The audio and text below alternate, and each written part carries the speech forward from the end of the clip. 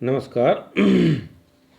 इससे पहले हमने ग्रीक आर्ट के ऊपर 2 वीडियोज़ बनाए, जिसमें हमने अलग अलग समय की अलग अलग ग्रीक आर्ट के बारे में बात की और वहाँ की यूनानी सभ्यता का इतिहास के बारे में हमने थोड़ी जानकारी प्राप्त की।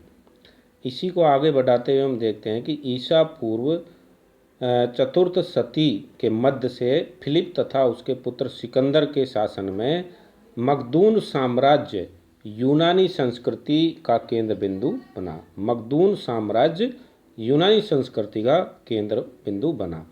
सिकंदर की पूर्व विजय ने इस कला के हेतु नवीन द्वार खोले। सिकंदर यूनानी संस्कृति को सार्वभौमिक रूप देना चाहता था, किंतु उसका यह स्वप्न पूर्ण न हुआ। सीरिया के सेल्यूसिड तथा मिस्र के प्टोलेमी साम्राज्यों तथा एशिया के अनेक स्थानों में यूनान का पर्याप्त प्रभाव पड़ा। इस समस्त परिस्थिति का प्रतिफल ही हेलेनिस्टिक कला में दिखाई देता है। कला का लक्ष्य धार्मिक विषयों का अंकन न रहकर व्यक्तिगत संरक्षकों की रुचि की संतुष्टि हो गया। प्राय धर्मेतर विषयों का आधार लेकर ही इस युग की महान कृतियों की रचना हुई है। समस्त मानव जाति सभी युगों तथा संपूर्ण जीवन से संबंधित भावनाओं का अंकन नए नए टेक्निक के माध्यम से प्रस्तुत करने का प्रयत्न किया जाने लगा। दूसरी शताब्दी पूर्व के आरंभ में हम बात करें तो रोमन साम्राज्य बहुत शक्तिशाली हो गया और इसके अधिकार क्षेत्र में यूनान भी आ गया। अगस्तस के समय रोमन साम्राज्य का विस्तार स्पेन से लेकर सीरिया तक था और इसकी शासन पद्धति 300 वर्ष तक स्थायी रही। रोम द्वारा यूनानी कला परंपरा को ग्रहण कर लेना कला के इतिहास में बहुत महत्वपूर्ण घटना मानी जाती है। दक्षिणी इटली तथा सिसिली में यूनानी उपनिवेशों तथा इस्ट्रकन लोगों द्वारा यूनानी कला में अभिरुचि लेने के कारण यूनान की संस्कृति को प्रसार का सुअवसर मिल चुका था। सशक्त रोमन साम्राज्य के प्रयत्नों ने शेष यूरोप में भी इसको फैलाने में सहायता दी। रोमन लोगों ने यूनानी परंपराओं के पुनरुद्धार के बहुत प्रयत्न किए। उनके कारण इस कला में ऐसी शक्ति उत्पन्न हो गई कि रोमन फिलिस्तीन के यहूदियों में उत्पन्न होकर पूर्वी रहस्यवाद में विकसित तथा प्राचीन यूनानी विश्वासों का विरोध करने वाले ईसाई धर्म ने भी यूनानी कला का ही आधार लिया और ईसाई कला निरंतर उसी से प्रेरित होती रही। यूनानी कला विभिन्न युगों में किस प्रकार से उत्तरोत्तर वृद्धि करती गई, इसके महत्वपूर्ण काल रहे हैं, जिनको हम इस प्रकार से व्यक्त कर सकते हैं। यूनानी कला इतिहास के निम्नलिखित युग महत्वपूर्ण रहे, जिसमें सबसे पहला जो युग हम मान सकते हैं वह है आरंभिक युग। लगभग 1500 ईसा पूर्व से 990 ईसा पूर्व तक 490 ईसा पूर्व तक आरंभिक युग का समय रहा। 1500 ईसा पूर्व से 490 ईसा पूर्व तक। उसी प्रकार दूसरे नेक्स्ट उस पर हम नज़र डालें तो नगर राज्यों की कला, जिसका समय 490 ईसा पूर्व से 480 ईसा पूर्व माना जा सकता है।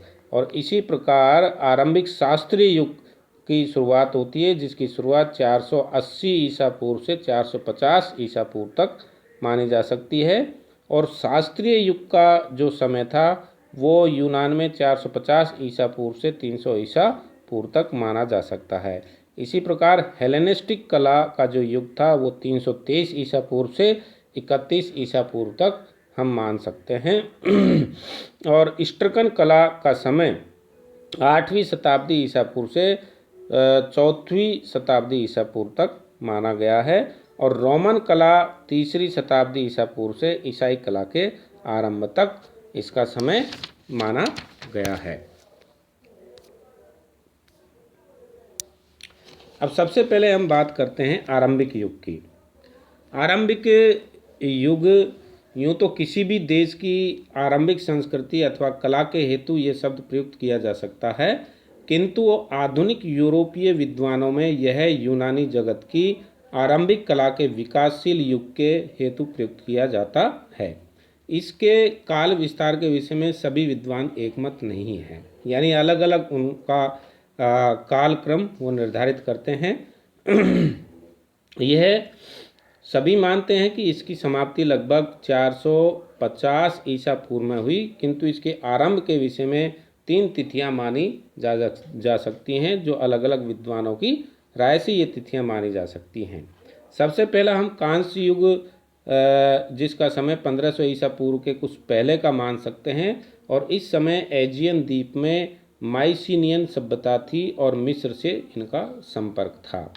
दूसरा जो समय हम निर्धारित कर सकते हैं वो है 1000 ईसा पूर्व तथा पूर्व से अथवा 800 ईसा पूर्व में, जबकि ज्यामितीय शैली आरंभ हुई थी और इस समय पूर्वी जगत से नवीन संपर्क स्थापित हुए थे। इसी प्रकार तीसरा अगर समय हम मान सकते हैं तो वो है 650 ईसा पूर्व के लगभग, जबकि यूनानियों ने संगमरमर की मूर्तियां बड़े आकार में बनाना आरंभ किया था और लगभग इसी अर्थ में इस शब्द का आज तक व्यापक प्रयोग होता रहा है। इस युग का अंत 480 ईसा पूर्व में हुआ, जबकि पारसिकों ने एथेंस को नष्ट भ्रष्ट किया, और यद्यपि दूरवर्ती क्षेत्रों में यह शैली फिर भी चलती रही होगी, तथापि 450 ईसा पूर्व से ही शास्त्रीय युग आरंभ हो गया था। एशिया माइनर, सिसिली, दक्षिण इटली, साइप्रस, इस्ट्रिया, एकमन, फारस तथा स्पेन में इसका प्रभाव बहुत समय तक बना रहा। अब तक यूनान के इतिहास में जिन्हें अंधकारपूर्ण युग कहा जाता था, वे अब पहले से कम अंधकारपूर्ण रह गए हैं। यद्यपि उस समय का इतिहास अभी तक अज्ञात है, तथापि पुरातत्व के अनुशीलन से पर्याप्त प्राचीन सामग्री प्रकाश में आई और माइसिनियन सभ्यता के पतन तथा 7वीं शताब्दी ईसा पूर्व में यूनानी नगर राज्यों के उद्भव के मध्य जो अंधकारपूर्ण युग भी रहा है, उसको बहुत कुछ प्रकाश में लाया जा चुका है। एक प्राचीन उल्लेख में कहा गया है कि एक युवती ने किसी दीवार पर अपने प्रेमी की छाया देखी और उसने उसमें रंग भर दिया और इस प्रकार चित्रकला की उत्पत्ति हुई, किंतु इस उल्लेख में कोई सच्चाई हमें प्रतीत नहीं होती। माइसिनियन सभ्यता के पतन के उपरांत यूनानी भाषा बोलने वाली एक नवीन जाति ने इस प्रदेश पर अधिकार कर लिया और ये लोग लोहे का प्रयोग, अनेक मृतक संस्कार तथा एक भिन्न जीवन पद्धति साथ लाए थे और इन्हें डोरियन कहा गया है। इनके आगमन से यहाँ के निवासी पूर्वी देशों तक निकटवर्ती द्वीपों की ओर भागे, जिसके कारण इन क्षेत्रों में पूर्वी यूनानी जगत का आरंभ हुआ और इस प्रकार डोरियन आक्रमण ने कोई कलात्मक प्रेरणा प्रदान की हो ऐसा प्रतीत नहीं होता। एथेंस की ही एक ऐसा केंद्र था जिसने 11वीं शताब्दी ईस्वी में इस नवीन परिस्थिति को कलात्मक प्रेरणा दी और इस आक्रमण का शिकार भी यही नहीं बना। वास्तव में इसी समय से यूनानी कला ज्यामितीय रूपों के आधार पर आरंभ हो जाती है, जिसमें मानव अथवा प्रकृति को कोई स्थान नहीं मिला।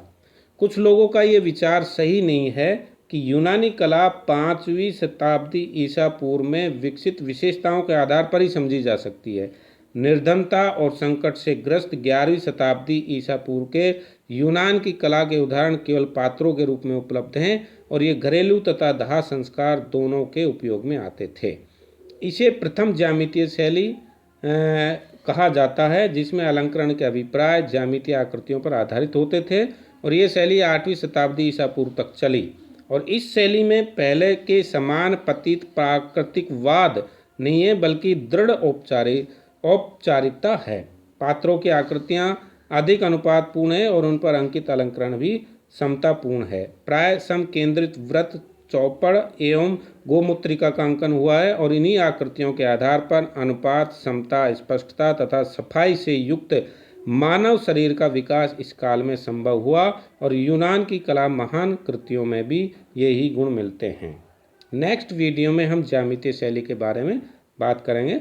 धन्यवाद।